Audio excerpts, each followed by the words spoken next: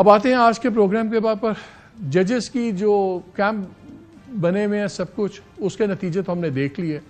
दोनों ग्रुप्स फायजीसा साहब, मंसूर शाह साहब दूसरे, दोनों ही खेल में हार गए। ना वो गए स्पेशल कोर्ट्स बनी कॉन्स्टिट्यूशनल कोर्ट, ना उनको वहाँ पे बर्थ मिली। मंसूर साहब भी ओवरलुक कर दिए गए। और अब आप देख लीजिए, अब इतलात आ रही हैं कि जस्टिस मंसूर कल उम्रे में जा रहे हैं और वो फुल कोर्ट रेफरेंस जो फायजीसा के लिए होगा, उनके लिए जो होगा 25 को, उसमें वो शामिल नहीं होंगे।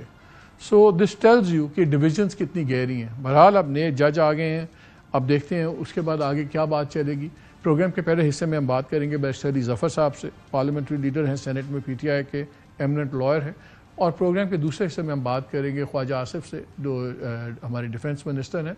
उनसे भी मैं पूछूंगा कि ये फैज़ हमीद के ट्रायल का क्या बन रहा है, और जो हम बातें सुन रहे हैं कि एक सेकंड वेव आएगी कॉन्स्टिट्यूशनल अमेंडमेंट की, उसमें मिलिट्री कोर्ट्स का भी जिक्र है, क्या वो आ रही हैं, कब आएंगी, और क्या उस अमेंडमेंट्स के बाद ये फैसला होगा या फैज़ हमीद साहब के केस के ट्रायल के फैसले के बाद ये फैसला होगा कि इमरान खान मिलिट्री कोर्ट में ले जाए जाएंगे या नहीं ले जाए जाएंगे। काफ़ी सेंसिटिव क्वेश्चंस हैं, आई एम श्योर उसके जवाब आप भी जानना चाहते हैं। अली साहब अस्सलाम वालेकुम। वालेकुम सलाम जी। चले, कॉन्स्टिट्यूशनल अमेंडमेंट्स तो हो गई, अब आप मुझे ये बताएं कि PTI का बयानिया था कि हमारे चीफ जस्टिस सिर्फ मंसूर अली शाह साहब हैं, इसके अलावा कोई कबूल नहीं है। अब कंट्रोवर्शियल तरीके से आप कह सकते हैं बने, लेकिन मेरा ख्याल है जस्टिस जाहिया आफरीदी कंट्रोवर्शियल नहीं है। क्या जस्टिस जाहिया आफरीदी साहब आपके चीफ जस्टिस हैं या नहीं हैं? देखें, मेरी नज़र में बिल्कुल कंट्रोवर्शियल नहीं है वो। इनफैक्ट तीनों जो जज साहिबान थे सीनियर मोस्ट, वो बहुत बाइज्जत जज साहिबान हैं। और मेरी नज़र में हमारी तारीख के जो जितने सुप्रीम कोर्ट के जजेस आए, मैं उनको रेट करता हूँ कि वो टॉप ऑफ द लाइन जजेस हैं। बड़ी उनकी एजुकेशन भी बहुत, तालीम भी बहुत अच्छी है, बैकग्राउंड भी बहुत अच्छी है, उन्होंने बड़ी हिकमत वाले फैसले किए हैं। तो मेरा ख्याल है कि इन तीनों में अगर देखा जाए तो कोई डिफरेंस नहीं था। इसलिए हमारा मौक़िफ़ यही था कि हम पर्सन स्पेसिफिक, कम से कम मेरा ज़ाती तौर पे भी यही है कि पर्सन स्पेसिफिक हम नहीं होना चाहते। हम ये चाहते हैं कि जो भी आईनी तरमीम होती उसमें क्राइटेरिया जो है वो बड़ा एक साफ शफाफ और तो आप उनको चीफ जस्टिस मानते हैं?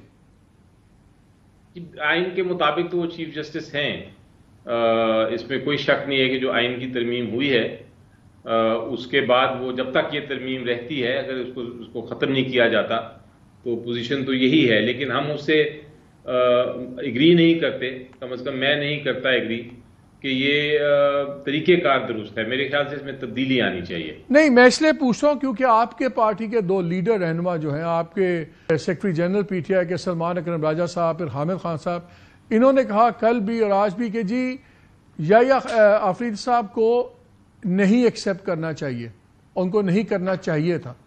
Do you agree with them?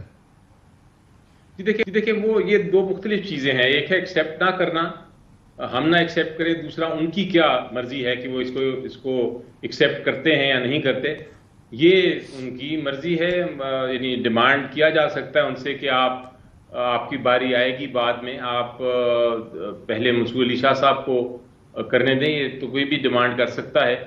लेकिन अल्टीमेटली उनकी मर्जी है। अगर वो नहीं चाहते तो फिर वो चीफ जस्टिस अगर वो इनकार कर देते तो फिर अगला नंबर अमीनुद्दीन खान साहब का था। आपके ख्याल में क्या अमीनुद्दीन खान साहब एक बेहतर चॉइस होते?